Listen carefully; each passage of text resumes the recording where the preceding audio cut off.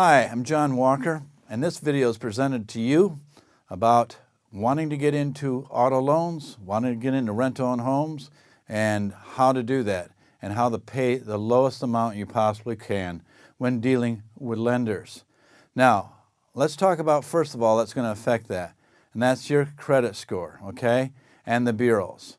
There's three major bureaus. There's Equifax, Experian, and TransUnion. And what they do is they report to the lenders of everything about you. They're data sellers. And they made $4 billion last year doing that. That's a good business to be in, I'd say, all right? Now here's the thing. Your credit score is basically a ball and chain, okay?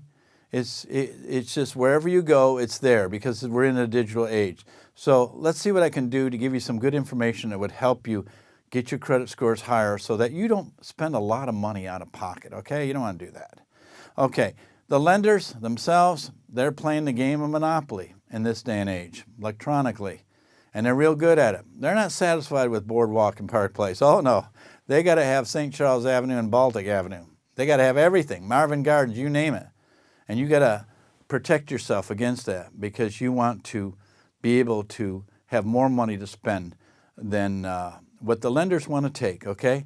Now, the bureaus make many mistakes, and there was an expose on 60 Minutes not too long ago. And if you have the time, I'd like you to take a look at the video that I'm including on 60 Minutes. And you're going to learn all about the bureaus and how they operate. Let's just make sure that you're sitting down and not standing up because you may faint. So that's my proof source. That's of how the bureaus are operating, what have you. Now, what is the deal with your credit score? Okay, you're going to have a credit score 620 and above. That is considered the acceptable range of credit. When you have a 620 and above, you don't have a problem when you call lenders or go into dealerships or property managers. You are at a level called acceptable credit. There are 5 different ranges on Experian charts where the lenders look at. They have poor credit, which is in the low 500 areas or 480 or whatever.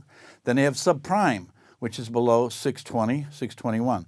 Then they have the acceptable level, okay? That's 621 to 680. And then from 681 and up, they have good and they have excellent credit. So those that have scores above 680, this is basically not for you, okay?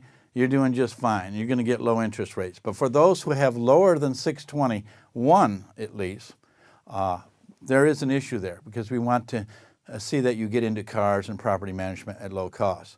Now let me give you an example as far as an auto loan concerned. This slide shows you a $15,000 loan over a period of about 5 years based on 19% and based on 6%. You're going to see a big difference on this slide here of what interest and money you would pay out of pocket to have a car. Now, if you have a 19% interest rate, you know what? At $15,000, it's going to be $32,000. You just paid $32,000 for a $15,000 car. That borderlines on, well, insanity. But it's good for the lenders, okay? They make the money, all right?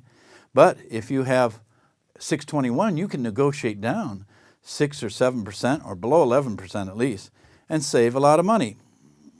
And it shows you up here at this slide. Now, that's why it's important to have a score of 621 and above. Now let's look at the rent-to-own because I know you have an interest there. Some do, some don't. But on a rent-to-own, how does it really work?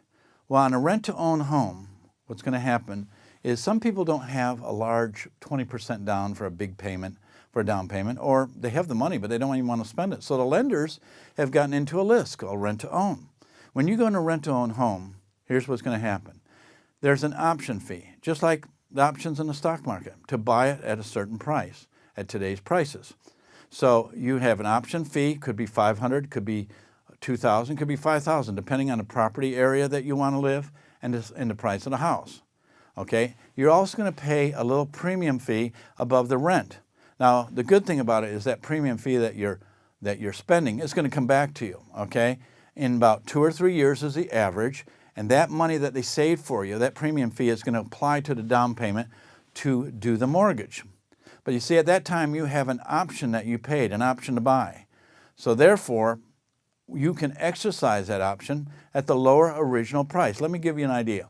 Let's say you have a $250,000 home you want to get into.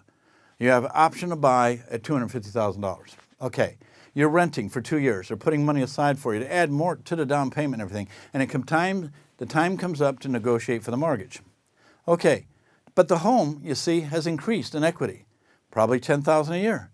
So now the home is worth $270,000.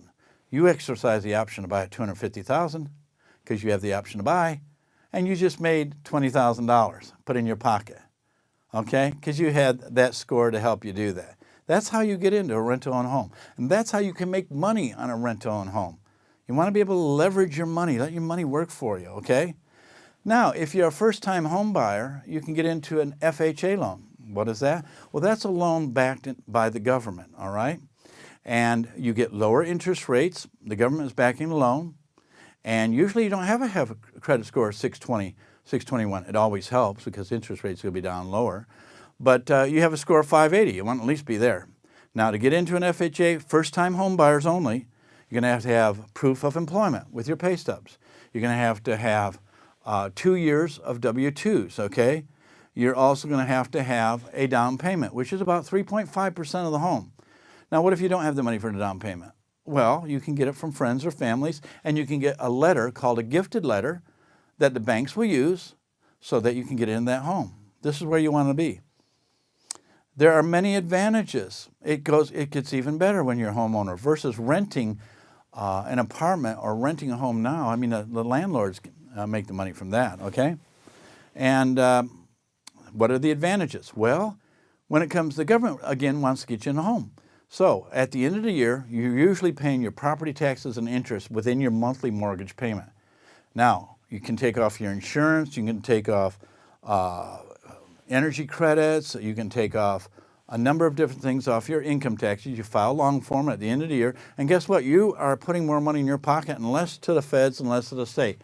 Okay, and they got it that way. They're happy with that. So you want to do that, all right?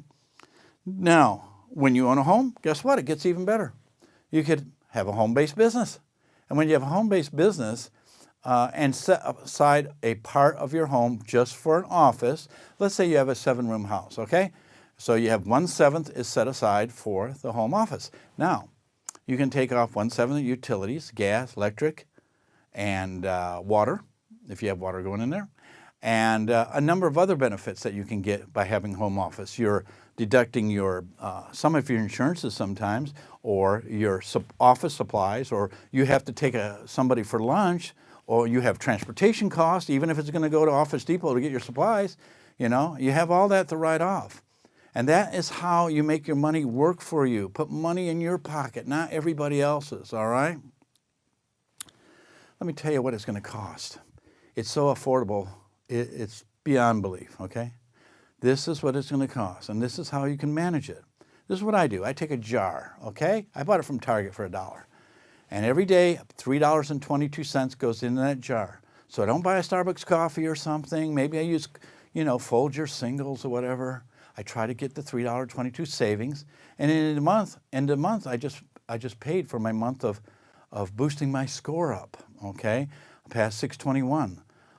Sometimes when the bureaus, when do disputes with the bureaus, and I'm going to tell you how that happens in just a minute, they have to get back to you in 30 to 45 days. So you could probably have some easy things such as medical bills, or you could have late charges on your cards, or you could have cell phone bills, student loans, that's another big thing.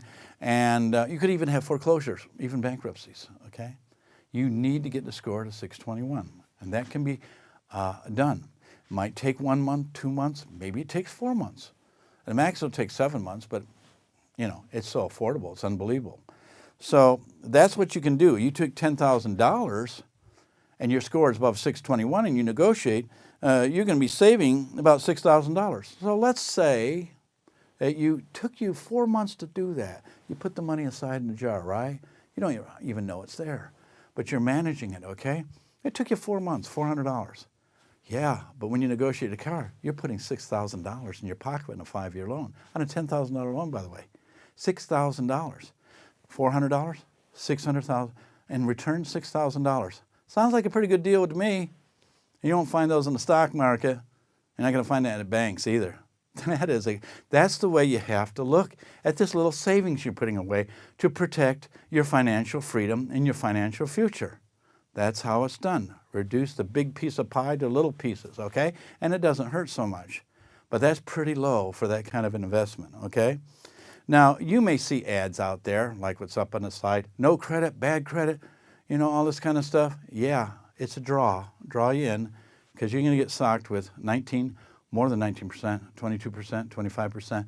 It's just, once again, taking more and more and more, because that's what they're in business for. I'm not saying all lenders are scrupulous or anything like that, but there's a lot out there, okay? And another thing, what you don't want to do, okay, is you don't want to let them inquire about your scores. And I'll tell you a little bit about that later and how that can affect your score, okay?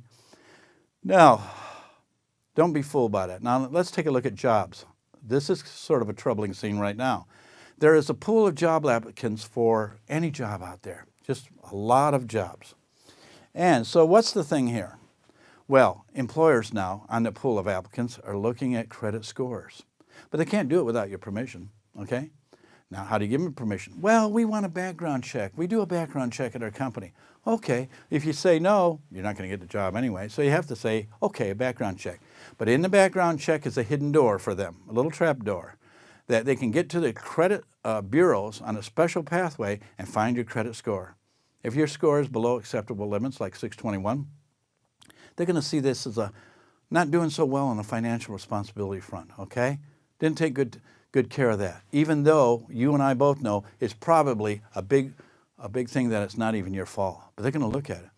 So it's ever linked to your credit score if you're in your earning years. If you're not in your earning years, I guess this doesn't pertain to you. But if you're on your earning years and you're trying to compete in the marketplace out there, you might not get a call back because it might be your credit score. That's going to hurt, okay? That's going to hurt. Okay.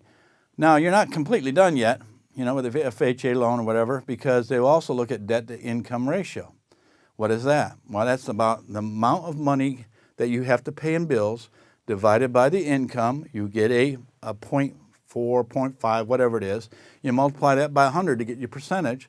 If you're in 46% to 56%, which you can calculate on your own, you're doing good. More than likely you might be. You know why? Because you raised your credit score to 621, you have less going out in bills because you're getting low interest rates. So that's going to just follow along with it. So that's why, again, 621 is important to you, okay? We have a problem. We end up getting into an endless loop, I call it. Endless loop is it just goes round and round and round like a computer. It just won't stop, okay? We find ourselves in quicksand.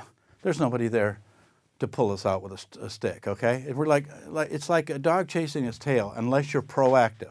Proactive means you can do something about it if you so desire, if you want to. You can be in control of your destiny because nobody else really cares. I hate to tell you that, but that's the way it is in these times, okay? You control your destiny. Doesn't matter what's happening out there in the market and everything like that.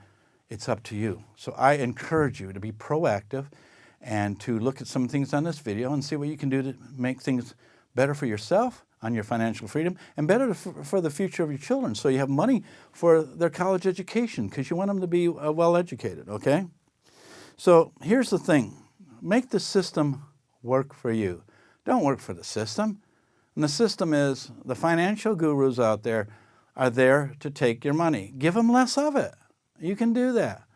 You can get your score to 621. It's easy. We can take those things off. Okay, what I do is I work for a team of attorneys who do this for you. They've been doing it over 25 years. They took over 7 million items off about a year ago. Okay, they take an average of 10 things off the reports. The attorneys do that. Why? Because the bureaus are not listening to your calls anymore. They're listening to attorneys. When they call, they answer, all right? And you might not want to do this yourself because if you try to do a dispute with the bureaus, they're going to notify the lender, the collection companies. Collection companies may or may not like it, and then they'll just issue a litigation lawsuit, which you've got to defend in court. That's going to cost money. And at the same time, they could garnish your wages and contact your employers. I don't think you want that, okay? And as far as bankruptcy is concerned, you don't need to do bankruptcy unless you're really worried about garnishing your wages, and you can make a deal with them anyway. You want to raise your credit score. Get this stuff off your back. I don't know if you know this, but as time goes on, after 7 years, they got to come off your report anyway. but they don't always come off your report. Even though you paid your bills, you felt good about it, and that's what you should be doing, paying your obligations. But the credit bureaus, the more they keep things on your report and to the lenders get the interest rates on you. So there's some things on your report, and there's 76% errors on people's reports that should not be there. You should have a much better score than the 500 area or whatever. And you can do it. You can do it. So keep that in mind. I want to thank you. I want to thank you for watching this video. If anything, it's been, well, free information to you, okay? I hope it helps. But if you're very interested in what we can do, you need a shield out there to protect you. If you're very interested, why don't you reply to my email and give me a time that you want me to call you. You already know the cost, okay? It's hardly anything. That's a good thing. And I'll take good care of it, take care of you and your children's financial future, you know? If you reply, just give me a time that you want me to call you. I'll call you back, okay? And so you want to protect yourself out there. And I want to thank you for viewing this video. I hope it makes sense to you. And I just wanted to see if I can protect you out there. I wear my little pin here. You'll probably see it on here. That's from Vietnam, okay? I'm an ex-Vietnam soldier and highly decorated, and I believed in helping oppressed people over there. I volunteered to go there. And so I love doing things like this and helping others, okay? That's a little bit about me. So I'm John Walker, and thank you. Thank you so much for viewing this video. And I have also given you some videos on the 60 Minutes and also on the job thing, okay? So if you get a chance, look at that. At least you have fun. It's entertainment. But try to do something. Try to be proactive in this. Thank you so much. I'm John Walker.